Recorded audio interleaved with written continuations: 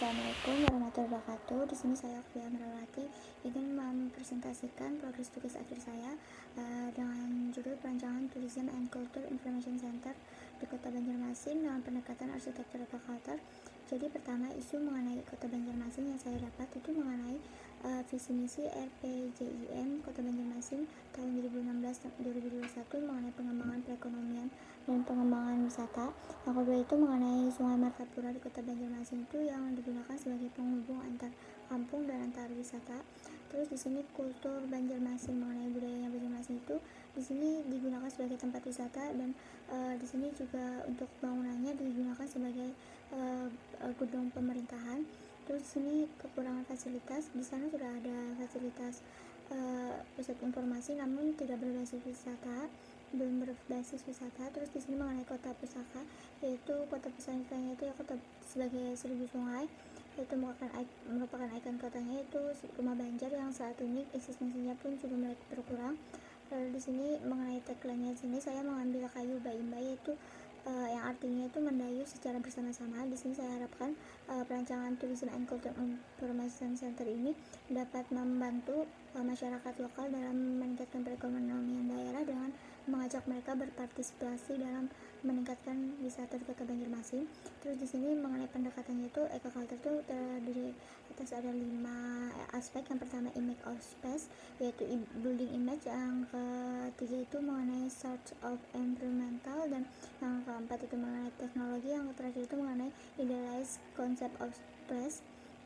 Jadi goal dalam membangun itu pertama saya ingin menjadikan landmark baru di Kota Banjarmasin. Yang kedua itu sebagai wadah untuk pengembangan perekonomian dan wisata di Kota Banjarmasin. Terus yang terakhir itu sebagai wadah pengembangan Kota Banjarmasin menuju waterfront city. Lalu di sini konsep perubahan masanya saya mengambil bentukan masa dari rumah adat Banjar sendiri, itu ada beberapa tipe yang saya ambil, yaitu berhubungan tinggi, rumah Gajah Manyusu, rumah lanting, dan limasan. Di sini ada masa A, yaitu bangunan tulisan informasinya itu saya menggunakan berhubungan tinggi yang mengalami pengurangan masa.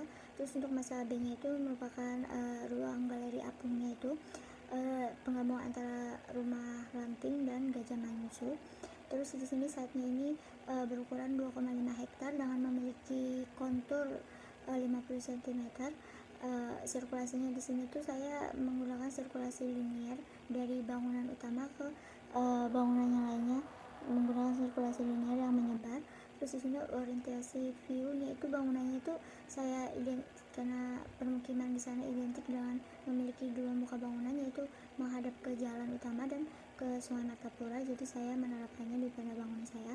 Lalu di sini ada matahari, dengan matahari tadi orientasi view yang menghadap ke muka dan ke sungai tadi itu otomatis bangunan menghadap langsung cahaya pagi dan sore matahari. Terus sini angin, sini respon angin, sini saya membuat masa yang majemuk, yaitu menyebar agar semua tapak mendapatkan penghawaan alami.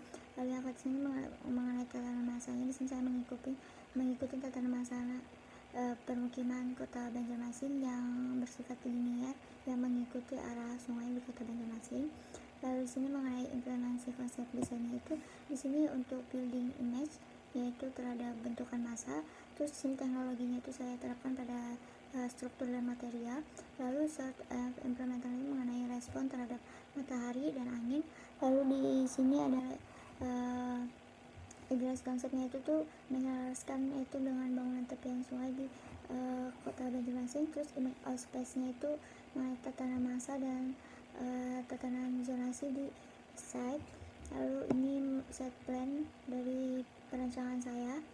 Di sini saya membuat ikonnya itu ada bangunannya sendiri yang menjulang tinggi. Lalu di sini ada menara pandang dan ada skywalk.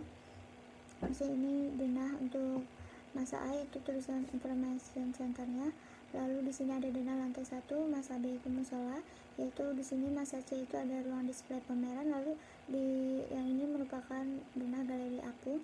Di sini denah utilitas. Lalu ini adalah tampak TIG-nya, tulisan information centernya. Lalu ini potongan dari bangunan tulisan information centernya. Lalu ini merupakan perspektif bangunan. Di sini ada amphitheater, lalu di sini ada titian, ada dermaga juga untuk transportasi air ke site. Lalu di sini konsep strukturnya saya menggunakan Legal Frame dengan menggunakan bangunan berhubungan tinggi, yaitu struktur identik dengan struktur panggung, yaitu menggunakan pondasi cerucuk dan atap berhubungan tinggi. Lalu di sini saya menggunakan atap silat dengan ukuran 50 x 8 cm. Lalu di sini plat lantainya saya ketebalannya 15 cm. Lalu di sini saya kolom dan baloknya menggunakan balok beton. Untuk rangka atap kayunya di sini saya menggunakan material kayu lin. Kemudian ini mengenai konsep utilitas pada bangunan di sini. Di sini skema air bersihnya saya menggunakan sistem upfit.